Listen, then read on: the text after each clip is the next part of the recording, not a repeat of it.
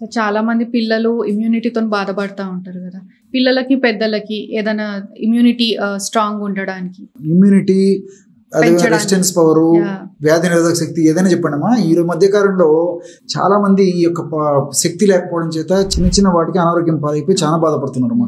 వీళ్ళకి చక్కటి రెమెడీ చెప్తాను చూడమ్మా. ఉసిరిక పొడి ఒక 25 grams తీసుకోవాలి. అదేవిధంగా అశ్వగంధ పొడి ఒక 25 grams తీసుకోవాలి.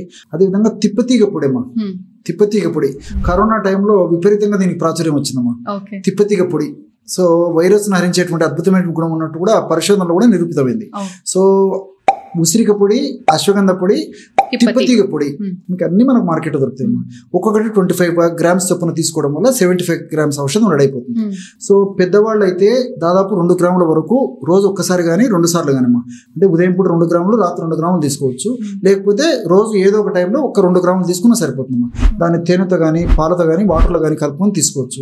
చిన్నపిల్లలు అయితే అంత డోస్ పనికిరాదమ్మా. 1 సంవత్సరం, 2 సంవత్సరాలు, 3 సంవత్సరాల పిల్లలు ఉన్నటువంటి వాళ్ళైతే పిల్లలకైతే టిప్ ఇది ఉంది కదమ్మా. సో పించ్ అనమాట. సో 3-4 pinches ఇట్లా పట్టుకుంటే ఒక పించ్ అవుతుంది అనమాట.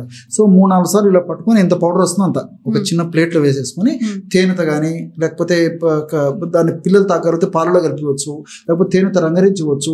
సో ఎలా వీలు పడితే అలాగా పిల్లలకి రోజు ఒక్కసారి జనరల్గా సో ఆ విధంగా రోజు ఉదయం పూట కానీ రాత్రి పూట కానీ రెగ్యులర్గా ఇస్తుండడం వల్ల ఉన్నటువంటి సమస్యలు తగ్గిపోతాయి. భవిష్యత్తులో కూడా మరి వ్యాధి నిరోధక శక్తి తగ్గడం వల్ల వచ్చేటువంటి ఇతర అనేక రకాలైన జబ్బులు కూడా రాకుండా ఉంటాయమ్మా.